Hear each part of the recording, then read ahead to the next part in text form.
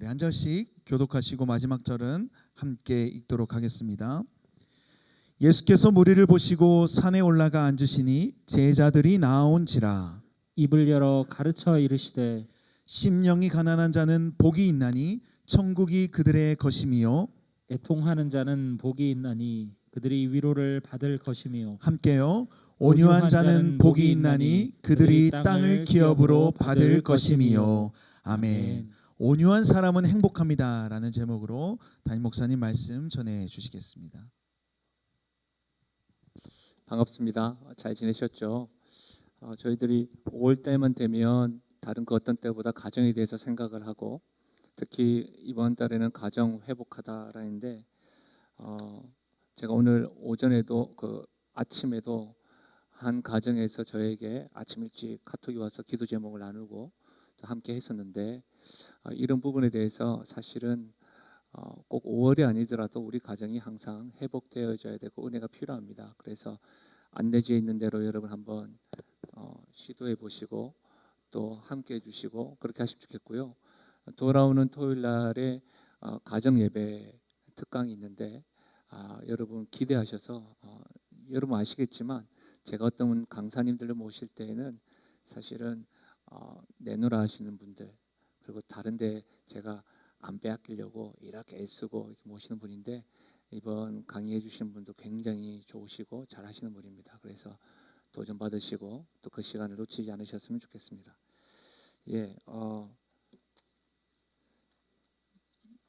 오늘은 말씀한 대로 온유한 사람은 행복합니다 라는 제목으로 말씀을 나누겠습니다. 여러분, 말씀에 들어가기 전에 우리가 심령이 가난한 자는, 애통하는 자는, 그 온유한 자는 이렇게 살펴봤는데요. 우리 한번 암송해 볼까요? 저를 보시면서 한번 암송해 보겠습니다. 준비되셨죠? 지금 갑자기 또 고개 숙이시는 분들 몇 분 계신데 온라인에서도 준비되셨죠?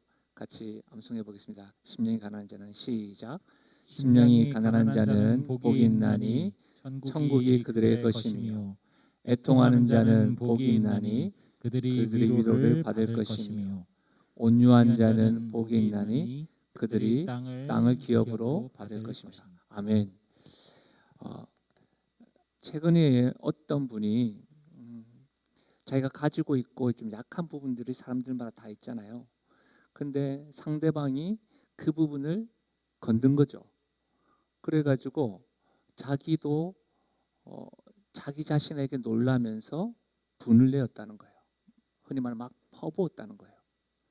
근데 분명히 상대방이 자기를 이렇게 지적을 하고 자기 약한 부분을 건드렸기 때문에 꾹꾹 참다가 터져 나갔는데 두 가지의 감정이 들었다는 거예요. 첫 번째로는 자기 자신에게도 이런 면이 있구나. 굉장히 놀랐다는 거죠. 그러면서 이분이 또 크리스찬인데 내 성도로서 이러면 안 되는데 왜 그랬을까 하는 자괴감이 들었다라고 같이 대화를 나눈 적이 있습니다. 그럴 때 저의 반응은 어땠을까요? 회개하십시오. 이랬을까요? 저는 이렇게 말씀드렸습니다. 사실 저는 목사인데요. 저도 그런 적이 있습니다. 저도 욱한 적이 있고 저도 의도와는 상관없이 제 악함과 제 미숙함을 직면할 때도 있습니다. 그리고 저도 목사니까 그렇게 다 쏟아내놓고, 어떤 사람들은 이것을 배설 작업이라고도 하지만 쏟아내놓고 자괴감이 든 거예요. 이게 뭔가. 혹 여러분은 이번 한 주간 아니 최근에 이런 일들을 경험해 본 적은 없으십니까? 오늘은 온유한 자가 행복하다. 그들이 땅을 기업으로 받을 것이다 라고 말씀했습니다. 혹 이 말씀 앞에 땅을 기업으로 받을 것이다 라고 하는 이 말씀 앞에 여러분이 기대하는 바가 있으십니까? 예를 들면 이런 거 있잖아요. 요즘에 가장 이슈가 되는 부동산과 주식에 대한 정보. 온유하면 그런 것이 있겠구나. 저만 너무 지금 세속적인 사람으로 보여지는 것 같습니다. 어떠세요? 여러분, 팔복 행복에 이르는 게 세 번째 시간입니다. 심령이 가난한 사람, 애통한 사람은 행복하다. 그리고 온유한 사람은 행복하다. 여기까지 와보면 우리가 지금 살아가는 세상과는 전혀 반대되고 세상에서 강조하고 심지어는 우리가 지금까지 살아왔던 방식과는 다른 방식으로 예수님께서 우리에게 말씀하시는 것 같습니다. 그렇다 보니까 이 예수님의 말씀이 굉장히 역설적으로 들립니다. 역설적이라고 한다는 말은 어떤 의미에서는 그렇지 상쾌하기도 하지만 부담되기도 한 것이죠.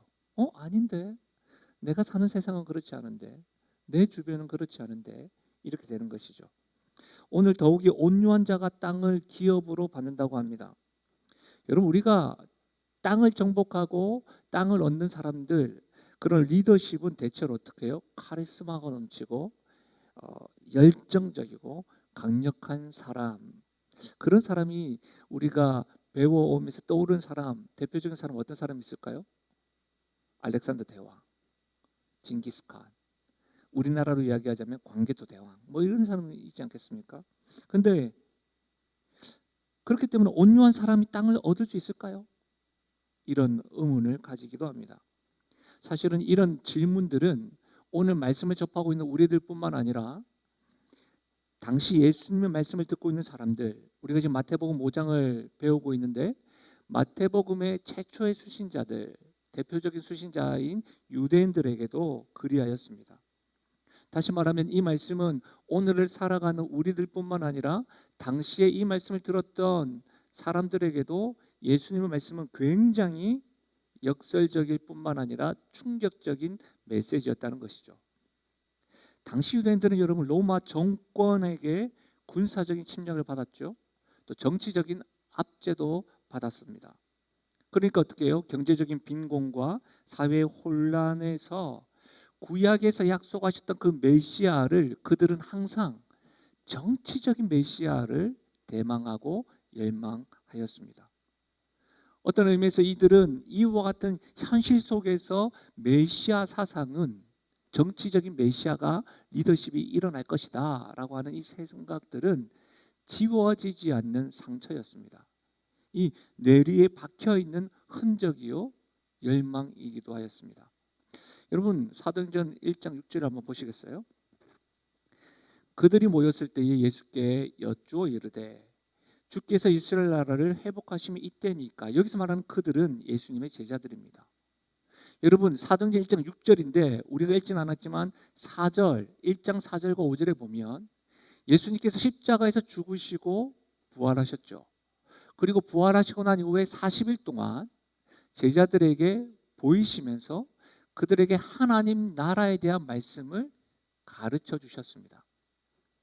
무슨 말이냐면 제자들은 예수님의 십자가의 죽으심을 경험도 하고 부활하신 주님을 대면하고 그 주님과 함께 도제 교육을 받으면서 하나님 나라에 대한 복음을 배웠다는 것이죠. 그럼에도 불구하고 그들이 지금 예수님에게 질문하는 건 뭐냐면 주님께서 이스라엘 나라를 회복하심이 이때입니까? 라고 지금 말하고 있다는 거예요. 여전히 그들은 예수님을 향해서 뭘 기대하는 거예요? 정치적이고 군사적인 행동을 일으키는 카리스마 넘치는 리더십의 행동을 바라고 있는 거예요. 여러분 이 제자들의 이와 같은 모습을 보면서 신앙생활을 오래 하고 말씀을 가르치고 말씀을 배웠다고 생각하는 저 자신의 모습 또 우리들의 모습이 이렇게 오버랩되는 이유는 무엇일까요? 저만 그런가요? 하나님의 뜻이 있음에도 예수님의 십자가와 부활, 복음에 대해서 알고 있음에도 여전히 우리의 계획, 나의 생각, 나의 방법, 심지어는 내가 바라는 예수님 상을 바라고 신앙생활을 하고 있는 이 모습이 계속해서 오버랩되는 이유는 뭘까요? 군중들을 이끌 수 있는 카리스마와 지배적이고 공격적인 그 영웅에 의해서 땅이 정복되고 이 땅의 기업을 받게 될 것이라고 했던 그렇게 고대하고 있던 유대인들에게 또 우리들에게 온유한 자가 행복하고 그들이 땅을 기업으로 받을 것이라고 하는 이 말씀은 충격이 아닐 수가 없습니다. 이해가 되지 않는 것이죠. 혹 여러분 온유한 사람이 복되다, 오늘 이 시간에 이 말씀이 여러분에게 불편하신 분 있으십니까? 왜 나에게 이 말씀이 들리지? 지금 내 상황은 온유해야 될 상황이 아닌데, 그런 말씀 말입니다. 온유하면 손해본다. 온유해서는 이 험악한 세상에서 살아남지 못한다. 아니 내가 잠잠하니까 말이야. 너무 날 우습게 보는 것 같다. 여러분 혹 그래서 내가 힘이 있고 쉬운 사람이 아니라는 것을 보여주겠다고 지금 결심하신 분 있으십니까? 그리고 그 결심대로 행동을 이행하고 있는 분 있으신가요? 심지어 예수님의 말씀은 이 시대를 살아가는 우리와는 어울리지 않는다라고 판단하고 계신 분 있으신가요? 온유함으로 이 세상은 제대로 살아갈 수 없다 단정하십니까? 어떠세요? 우리가 사는 세상, 우리의 생각, 그러나 예수님께서 말씀하시는 것은 다릅니다. 그렇죠? 그러면 우리는 예수님께서 말씀하신 이 온유하다라고 하는 의미를 이해할 때 이 말씀이 더욱더 선명하게 다가올 것이라고 생각되어집니다.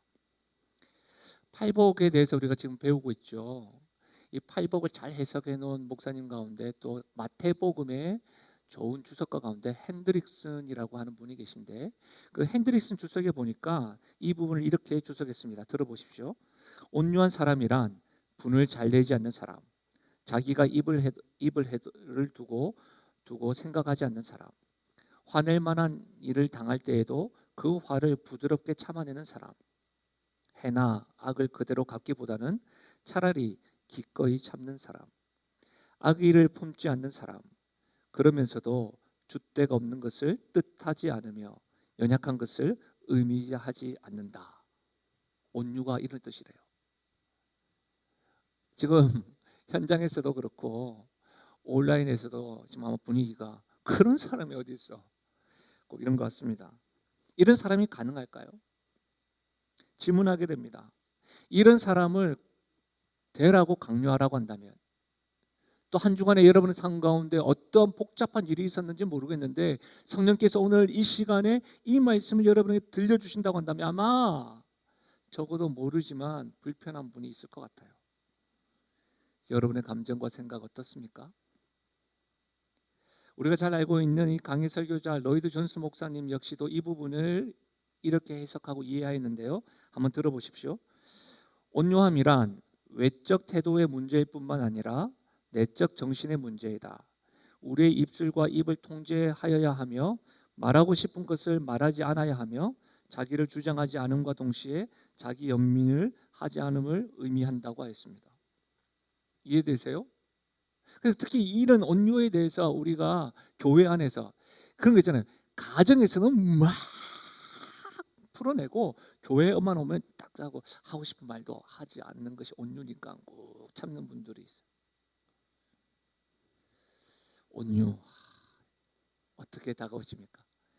로이드 존스 목사님은 이 부분을 계속해서 이렇게 설명했습니다. 테마는 아니고 싹싹하다거나 사귀기 쉬운 것을 의미하지 않으며 하나님과 다른 사람이 어떻게 하든 그에 대해서 생각하는 바를 고맙게 여기고 놀라워하는 사람이 온유한 사람이다. 하나님에 대해서는 어쨌든 이해가 되지 않을 때도 있지만 오케이, 하나님은 오케이. 그러나 다른 사람이 나에 대해서 어떻게 생각하는 바를 무조건 고맙게 여기라. 와, 온유라는 개념이 잡히십니까? 분명한 것은 일반적으로 부드러운 마음은 온유는 아니에요. 근데 여러분 지금까지 제가 이렇게 책을 보고 또 공부하고 준비하다 보니까 이 온유라는 개념이 굉장히 복잡하고 단순하지 않더라고요. 저만 그런가요? 어떠세요 여러분? 우리는 온유라고 할 때에 가장 먼저 표본이 되어지는 분이 있죠. 그건 바로 예수님이십니다. 왜냐하면 예수님께서 내가 온유하고 겸손하니 이렇게 말씀하셨기 때문이에요. 근데 예수님의 그 온유한 모습이 가장 선명하게 드러난 말씀은 빌립보서 2장 5절부터입니다. 우리가 이 빌립보서 2장 5절 말씀 함께 읽어볼까요? 빌립보서 2장 5절에서 8절 말씀인데요. 함께 읽겠습니다. 시작. 너희 안에 이 마음을 품으라. 곧 그리스도 예수의 마음이니 그는 근본 하나님의 본체시나 하나님과 동등됨을 취할 것으로 여기지 아니하시고 오히려 자기를 비워 종의 형체를 가지사 사람들과 같이 되셨고 사람의 모양으로 나타나사 자기를 낮추시고 죽기까지 복종하셨으니 곧 십자가에 죽으심이라. 여러분, 예수님은 온유하신 분입니다. 그런데 그 예수님의 온유하심이 십자가에서 더욱더 선명해졌습니다. 왜 그렇죠? 그냥 단지 십자가가 아니라 그 예수님 어떤 분이신데요? 하나님의 본체이시면서 완전한 사람으로 오셔서 십자가에서 죽기까지 한 그 모습이 온유함을 나타내는 가장 확실한 분명한 표본입니다. 그 예수님의 모습을 사도 베드로는 그 온유한 모습을 이렇게 또 우리에게 도전합니다. 베드로전서 2장 21절인데요. 이를 위하여 너희가 부르심을 받았으니 그리스도도 너희를 위하여 고난을 받으사 너희에게 본을 끼쳐 그 자취를 따라오게 하려 하셨느니라. 이 말씀은 어떤 말씀과 비슷해요? 예수님께서 하셨던 말씀과 비슷해요. 너희에게 예수님께서 십자가에 죽으심으로 본을 보여 따라오게 하셨느니라. 십자가를 지고 날 따라오라는 말이에요. 근데요, 여러분 22절과 23절 한번 보십시오. 그는 예수님이죠. 죄를 범하지 아니하시고 그 입에 거짓도 없으시며 욕을 당하시되 맞대어 욕하지 아니하시고 고난을 당하시되 위협하지 아니하시고 공의로 심판하시는 이에게 부탁하시며 이 부분을 본을 끼치셨고 따라오라는 거예요. 여러분 이 말씀 이해가 되세요? 예수님은 죄를 범하지 아니하고 그 입에 거짓도 없었어요. 우리에게 적용하자면 내가 특별히 상대방에게 큰 죄를 범하지 않았어요. 그럼에도 불구하고 욕을 당하되 맞대어 용하지 아니하고 고난을 당하되 위협하지 아니하고 공의로우신 하나님의 심판을 바라고 우리가에게 십자가를 지고 따라오라는 거예요. 여러분이 이 말씀, 이 온유함에 대해서 어떻게 다가오십니까? 그런데요, 이 성경을 가만히 보면 예수님은 항상 이런 모습이 있었던 것은 아니에요. 예수님께서도 화를 내신 모습도 있습니다. 마태복음 21장인데요. 예수께서 성전에 들어가사 성전 안에서 매매하는 모든 사람들을 내쫓으시며 또 돈 바꾸는 사람들의 상과 비둘기 파는 사람들의 의자를 둘러 엎으시고 그들에게 이르시되 기록된 바 내 집은 기도하는 집이라 일컬음을 받으라 하였거늘 너희는 강도의 소굴을 만드는도다 하시는도다. 성전 안에서 매매하는 사람들의 상을 엎으셨다는 거예요. 혹시라도 이 말씀을 이렇게 이해하시는 분 있나요? 예수님이시잖아요. 예수님이니까 내가 지금 상 엎을게요. 제가 상을 엎어도 될까요? 하나 둘 셋 하고 상을 엎습니다. 아니면 상 엎었다? 죄송합니다. 저가 너무 이렇게 혹시 말씀을 생각하시는 분 있으신가요? 아닐 겁니다. 상을 엎으실 때에 그 모습은 분노로 가득했을 겁니다. 여러분, 우리가 온유하다고 하면 화를 내지 말아야 한다고 생각합니다. 교회를 다니는 사람은 절대 분노하거나 화를 내어서는 안 된다고 생각합니다. 여러분, 온유는요, 침묵이나 비겁함과는 다릅니다. 예수님은 온유하시기 때문에 진리에 대해서 하나님의 뜻에 대해서 반하는 것에 대해서는 어떻게 했죠? 분노하셨습니다. 그러니까 무조건적으로 침묵하는 것이 온유가 아니라는 거예요. 예수님의 모습을 통해서 우리는 온유한 모습을 알 수가 있습니다. 헤아릴 수 없는 깊은 사랑의 결정체인 그 십자가의 그 사랑에 대해서는 침묵하셨지만 하나님의 뜻에 반하는 것에 대해서는 침묵하는 것이 아니라 화를 내셨습니다. 여러분, 실제로 이제 예수님의 삶이 우리의 삶의 표본이기도 한데 너무 멀리 계신 것 같으니까. 그러나 이제 우리가 온유하면 딱 떠오르는 인물이 있잖아요. 온유하면 떠오르는 인물이 누가 있어요? 모세이죠. 모세. 민수기 12장 3절에 이 사람 모세는 온유함이 지면의 모든 사람보다 더하더라. 그렇죠? 이 말씀 무슨 뜻이에요? 모세는 그 누구보다도 온유하고 세상의 모든 사람 가운데 온유한 사람이라고 말하고 있습니다. 그래서 여러분, 온유하면 모세를 떠올리죠. 근데 여러분 정말 모세가 온유한 사람이었을까요? 우리가 생각하는 그 온유의 대명사가 모세가 맞습니까? 저는 모세의 이 모습을 보고 질문하지 않을 수가 없습니다. 출애굽기 2장인데요. 들어보십시오. 모세가 장성한 후에 한 번은 자기 형제들에게 나가서 그들이 고되게 노동하는 것을 보더니 어떤 애굽 사람이 한 히브리 사람 곧 자기 형제를 치는 것을 본지라.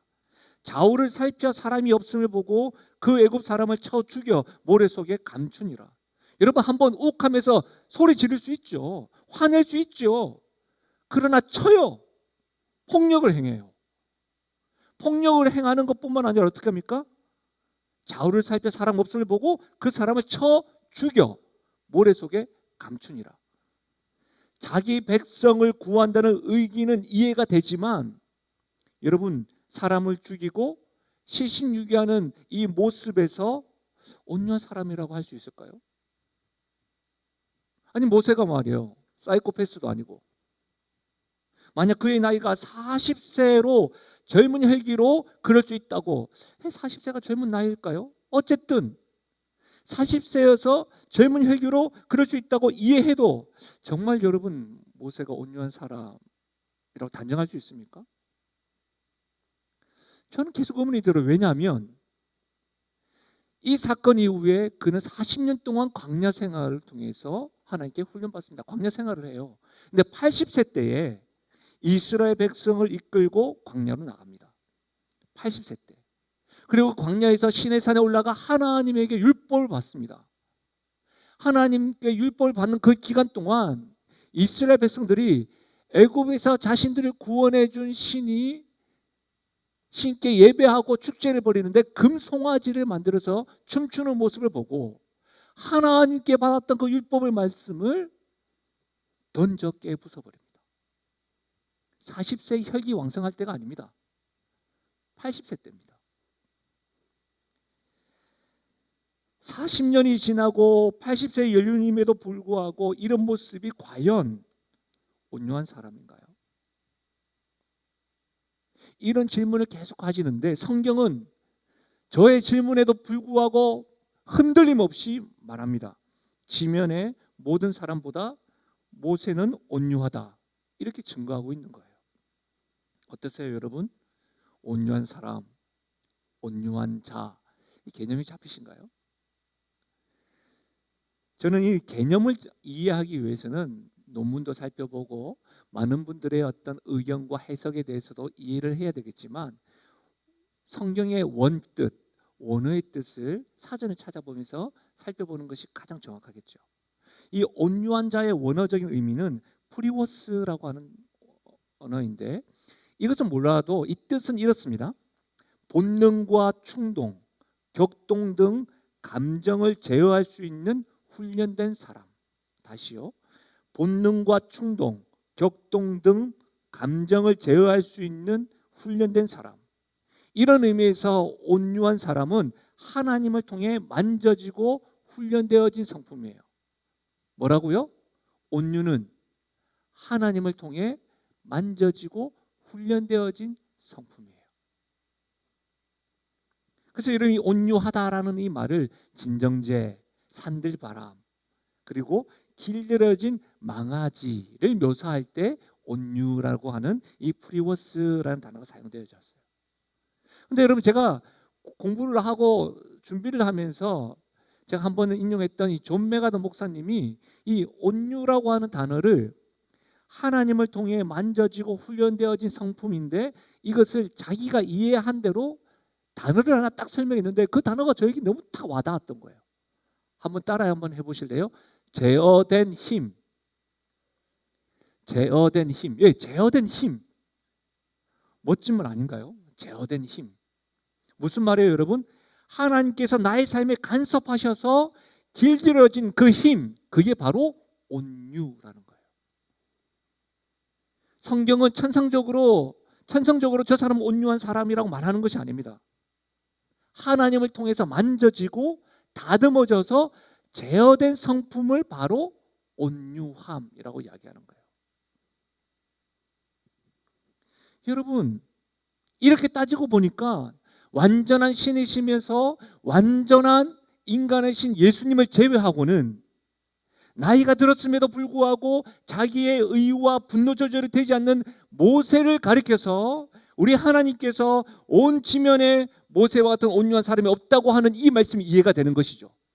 왜냐하면 그는 80세 때 그렇게 분노를 행하였지만 그는 변함없이 매 순간마다 누구에게 다스림을 받았다? 하나님께 다스림을 받았다. 하나님의 만져주심을 받았다. 하나님의 곁들임을 받았다는 거예요. 그럼 여러분, 이것이 복음이죠. 왜? 우리도 그럴 수 있다는 것이죠. 우리도 하나님께 길들여져서 하나님의 만져주심을 받아서 온유할 수 있다는 것이죠. 저 사람 원래 착해가 아니고 내가 성질이 있나 없나 보여줘야지가 아니고 내가 이전에 성질이 있었지만 지금은 하나님의 만져주심을 당하여 이전보다는 좀 더 나아졌다라고 말할 수 있는 사람은 온유한 사람이 되어가고 있는 과정인 거죠.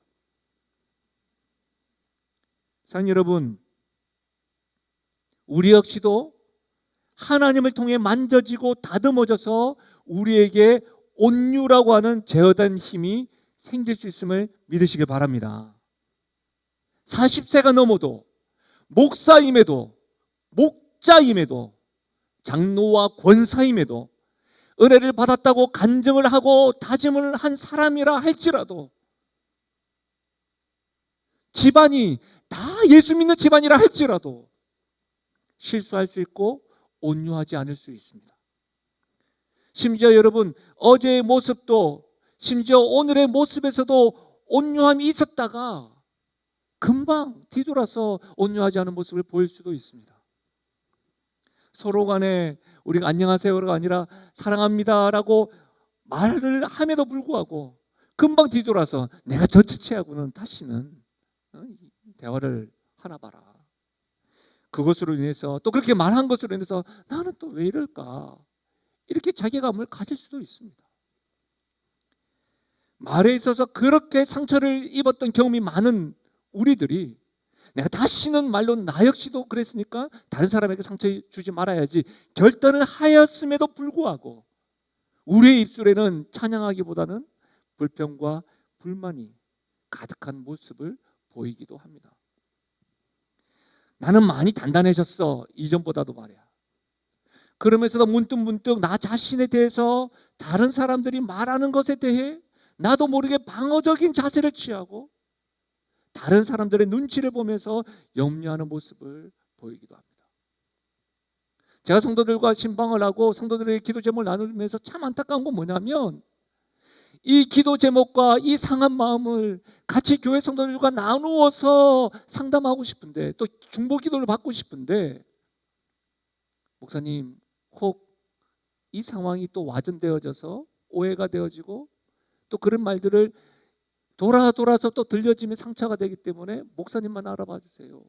그런 말들을 자주 들을 때마다 얼마나 안타까운지 몰라요. 그럴 수 있습니다. 반복되어지는 실패와 거절감으로 인하여 스스로 자기 연민에 빠져서 다른 사람이 무슨 말만 하면 환경이 조금만 힘들거나 자신의 뜻대로 되지 않으면 누구나 동굴 속으로 들어갈 수도 있습니다. 어떠세요, 여러분? 혹 여러분 요즘 분노 조절이 잘 되지 않는 모습으로 인해서 내 안에 평안이 없는 것 같다고 말하면서 왜 아직도 나는 이것 하나 컨트롤하지 못할까 고민하는 분 없으십니까? 사랑하는 여러분, 온유한 사람은 어떤 사람이에요? 온유한 사람은 어떤 성도를 가리킵니까? 바로 하나님으로 인해 만져지고 훈련되어진 성도를 말합니다. 하나님의 컨트롤을 받는 사람입니다. 하나님께 길들여진 사람을 온유한 사람이라고 합니다. 맥스 루케이도 목사님의 책에 보니까 이 온유한 사람에 대해서 참으로 저에게는 명쾌하게 다가왔던 한 이야기가 있습니다. 이발사였던 분이 화가가 된 사건이 있었어요. 그러니까 이발사의 직업을 화가로 직업을 바꿨는데 그 직업을 바꾼 이야기가 궁금했던 것이죠. 그래서 한 기자가 물었습니다. 왜 이발사를 하시다가 화가가 되셨어요? 했더니 그 분이 하시는 말씀이 이거예요. 캔버스는, 그림을 그리는 캔버스는 어떻게 하면 멋진 그림이 될 것인지를 나에게 말하지 않습니다 라는 말이에요. 이발은 어떻습니까? 여러분 미용실 가면 어떻습니까? 저 머리 이렇게 해주세요, 이렇게 해주세요, 저 펌은 여기 좀 해주고요, 여기 좀 젊게 해주세요. 심지어는 저와는 다른 인물의 사진을 가져가면서 이렇게 해달라고. 그리고 분명히 해줬는데 다른 것 같다고 다시 해달라고 뭐 이렇게 우리가 요구하잖아요. 저만 그런 것 같습니다. 그렇죠? 근데 뭐예요? 캔버스는 아무 말 하지 아니하고 화가가 그리는 대로 맡긴다는 거예요. 이것이 하나님의 컨트롤을 받는 사람입니다. 온 세상에 창조하신 최고의 예술가이신 그 하나님에게 내가 캔버스가 되어서 온전히 마음대로 그리십시오. 하나님으로 인해 만져지고 훈련되어져야 하는 사람, 그런 사람이 있으신가요? 그렇다면 화가가 되시는 그 하나님에게 캔버스가 되어서 맡겨 보십시오. 사랑하는 여러분, 저는 잘 모르죠. 그러나 오늘 성령께서 여러분에게 말씀하시는 말씀에 귀 기울여 보십시오. 여러분이 하나님의 만져주심을 받아야 될 성품, 상황, 형편 꼭 품지 마시고 우리 주님께 가져가 보십시오. 그런 자에게 주님께서 뭐라고 하십니까? 온유한 자에게 복이 있나니 그들의 땅이 기업으로 받을 것이다. 실제로 이 히브리인들은 땅이 없었죠. 그래서 가나안 땅에 정착하면서 남의 땅을 빌려 가난한 사람이 나중에 그 땅을 소유하게 된다는 이 연장된 뜻이 있었어요. 그래서 여러분 하나님께서는 그들을 향해서 희년 제도와 안식년 제도도 말씀하신 것이죠. 그러니까 땅이 없던 내가 이 땅을 계속해서 섬기면서 이 땅을 소유하게 된다는 그 소망, 왜냐하면 또 기업으로 받을 것이다라고 하는 이 말씀은 미래 시제로 되어져 있어요. 이것은 뭐냐면 하나님 나라에 대한 땅을 우리가 소유하게 될 것이다라고 하는 말씀뿐만 아니라 현재 살아가고 빌려 짓고 있는 이 땅을 하나님이 주시겠다고 하는 의미도 함께 이중적인 의미가 있다는 거예요. 온유한 사람은 그가 땅을 얻게 될 것입니다. 이것이 하나님의 약속이에요. 여러분이 밟고 있는 땅, 예를 들면 여러분 가족이 온유하게 되면 그 가족 모두가 하나님의 다스림과 만져주심을 받으면 하나님이 그 가족이 밟고 있는 땅에서 샬롬을 더하시고 행복의 땅을 더하신다는 거예요. 우리가 밟고 있는 땅에서 온유할 때 그 땅을 하나님께서 얻게 하신다는 거예요. 여러분 가정에서 단 한 사람이라도 온유할 경우에 그 한 사람을 통해서 하나님께서 하나님 나라가 하나님의 땅을 기업으로 그 가정에 더하신다는 거예요. 무엇보다도 여러분 온 교회가 하나님을 통해 만져지고 훈련되어질 때 여러분 교회는 교회 성도들만이 다듬어지고 조화라는 것이 아니잖아요. 빛과 소금이잖아요. 빛과 소금. 교회를 통해 교회에 있는 성도들뿐만 아니라 교회가 있는 이 지역이 하나님 나라가 되고 하나님 나라로서의 땅을 우리가 받게 될 것이라고 하는 말씀이에요. 우리 교회가 온유한 교회가 되면 우리 모든 성도가 하나님 주시는 그 땅을 경험할 뿐만 아니라 이 지역의 하나님 나라의 통치와 하나님의 다스림과 이 땅을 우리가 얻게 될 것이라고 하는 약속인 줄 믿으시길 바랍니다. 얼마나 놀라워요. 사랑하는 여러분, 오늘 현장에서 예배드리고 온라인에서 예배드리고 있는 여러분, 여러분의 삶 가운데 다른 사람의 이름을 거론하지 말고 다른 것의 환경을 거론하지 말고 여러분은 하나님의 만져주심을 경험하고 있으십니까? 하나님께 길들여지고 있으십니까? 하나님께 컨트롤 받으십니까? 그 사람이 온유한 자고 그 사람에게 하나님이 땅을 기업으로 주신다 약속하셨습니다. 이 은혜가 우리 모든 성도에게 있길 바랍니다. 이 은혜의 말씀을 받는 자들에게 이것은 실제적으로 임하는 복임을, 행복임을 확신할 수 있기를 바랍니다. 말씀을 마무리하겠습니다. 하나님으로 인해 만져지고 훈련된 사람이 온유한 사람입니다. 정중히 말씀드립니다. 지금 하나님의 손길로 만져주심을 받고 있으신가요? 지금 말입니다. 수년 동안 신앙생활을 하지만 어떤 이들은요, 하나님께서 내 인생에 만져주신다고 하는 의미를 모르는 사람이 있어요. 너무 안타까운 것은 교회 밖에 있는 사람은 그럴 수 있잖아요. 교회 안에 있으면서도 말입니다. 죄송하지만 온유한 사람이 아닙니다. 나도 성격이 있다고 말하면서 여전히 하나님께 통제받지 못하고 하나님의 말씀이 기준이 못 되시는 분 있으십니까? 알아요. 그건 그거요. 죄송하지만 그런 분도 온유한 사람이 아닙니다. 술 취하지 말라. 이는 방탕한 것이니 오직 성령으로 충만을 받으라. 여러분, 술 취하면 못난 모습이 아니라 자신의 감정과 생각까지 술에 의해 통제불능이 됩니다. 되게 웃긴 게 뭔지 아세요? 아니, 술 취하지 말라고 했지 뭐 술 마시지 말라 했습니까? 이렇게 말하는 사람이 되게 웃겨요. 그렇게 자신만만해서 취하지 않으셨습니까? 통제가 안 돼요. 근데 그러면 자기만 힘들 뿐만 아니라 주변 사람도 힘들어요. 이 말씀 다시 한 번 더 들어보십시오. 술 취하지 말라. 이는 방탕 오직 성령으로 충만을 받으라. 나의 의지와 생각과 관계없이 성령으로 충만한 사람, 그 사람이 바로 하나님께 컨트롤을 받는 사람, 하나님께 만져주심을 받는 사람, 성령 충만한 사람이 곧 온유한 사람입니다. 온유한 사람이 곧 성령 충만한 사람입니다.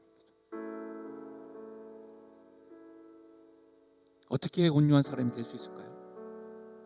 어떻게 성령 충만한 사람이 되어져서 내가 땅을 기업으로 받을 수 있을까요? 말씀과 기도에 힘써야 되겠지만 저는 더 구체적으로 한 가지만 알려드리자면 때마다 예수님을 생각하십시오. 거울을 보듯이 때마다 예수님의 행동과 말하는 것을 흉내내십시오. 카피하라는 말입니다. 글을 잘 쓰는 학자는요, 수시로 좋고 모험적인 글, 문장을 카피합니다. 온유하신 예수님의 생각, 온유하신 예수님의 행동, 온유하신 예수님의 미소, 때마다 예수님을 생각하면서 그분을 따라해 보십시오. 따라한다는 말은 뭐예요? 아직 난 원치는 않는 거죠. 습관이 되지 않아서 아직까지 나에게 딱 맞는 옷은 아니죠. 그러나 따라해 보십시오. 그것이 성령 충만할 수 있는 방법이요, 온유할 수 있는 방법이요, 행복한 자가 되어져서 하나님께서 우리에게 더하시는 땅, 기업을 받는 비결입니다. 우리 행복에 이르는 길, 분명히 말씀이 있음에도 불구하고 어떤 이들은 이 말씀을 누리고 어떤 이들은 이 말씀과 관계없이 살 겁니다. 매번 그렇게 관계없이 사시겠습니까? 아니면 이번은 하나님에게 만져주심을 받으시겠습니까? 사랑하는 성도들이 후자의 길을 주의 이름으로 간절히 부탁드립니다. 말씀을 생각하시면서 우리 찬양을 올려드려요. 하나님께, 하나님 그렇습니다. 신실하신 하나님, 그 하나님을 신뢰하는 마음으로 나를 다스려달라고 우리 시간에 찬양하며 나갈까요? 오 신실하신 주, 오 신실하신 주 내 아버지여, 늘 함께 계시니 두려움 없네. 그 사랑 변창고 날 지키시며 어제나 오늘이 한결같네.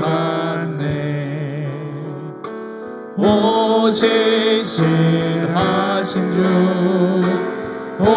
오실실하신 주 날마다 자비를 베푸시며 일용할 모든 것 내려주시니 오실실하신 주 나의 구주. 이번 주에 책을 출간했으니까 출판사에서 저에게 인터뷰하러 왔어요. 제 책이 가정에 대해서, 행복에 대해서, 사랑하는 법에 대해서 적는 내용이다 보니까 인터뷰를 잘 하고 마지막에 인터뷰 내용이 질문이 이랬습니다. 목사님, 송구스러운 질문을 하나 하겠습니다. 가정에 대해서, 사랑에 대해서 이렇게 글을 적으셨는데 목사님을 가장 잘 아는 가정, 집에서의 반응이 궁금합니다. 그래서 제가 웃었죠. 무슨 말인지 알겠습니다. 그럼 제가 했던 말이 이것입니다. 제가 많은 청년들과 부부들에게 표본이 되어서 이런 글을 적은 것이 아닙니다. 제가 모델이 될 수가 없습니다. 그런데 제가 뭐라고 이야기했냐면, 아니요, 이 화면은 아니고 뭐라고 이야기했냐면, 저는 분명한 건 계속해서 닮아갈 겁니다. 계속해서 발버둥칠 겁니다. 그래서 적어도 뒷모습을 보여줄 겁니다. 오늘 찬양 가사에 보면 오 신실하신 주 내 아버지여 늘 함께 계시니 두려움 없네. 그 사랑 변찮고 날 지키시며 어제나 오늘이나 한결같네. 어제나 오늘이나 한결같네.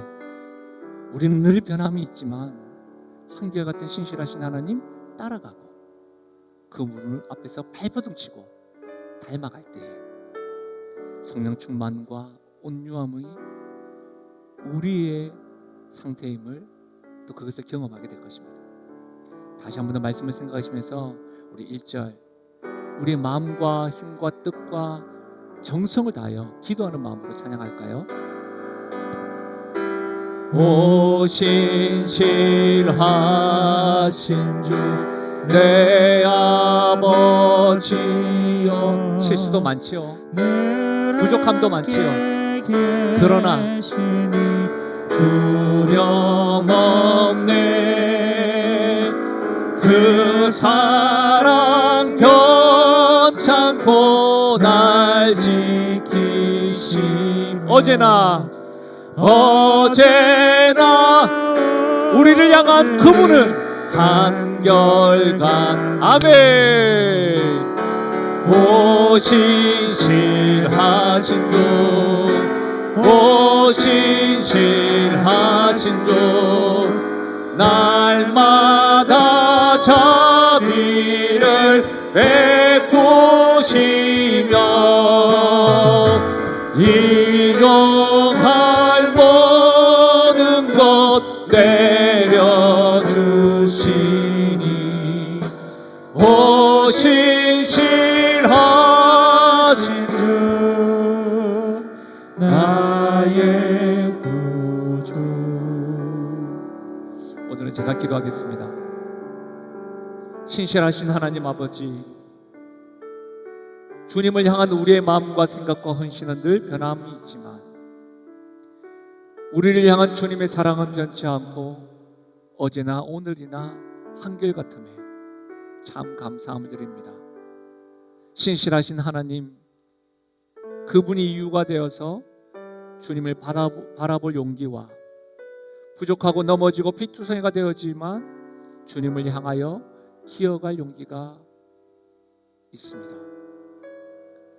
사랑하는 주님, 혹여라도 현장과 온라인에서 예배드리는 가운데 하나님의 만져주심이 필요한 마음 상태와 환경과 형편이 있다고 한다면 우리 신실하신 하나님께 그것을 가지고 맡겨드릴 수 있는 믿음의 용기가 사랑하는 성도들에게 있게 하여 주옵소서.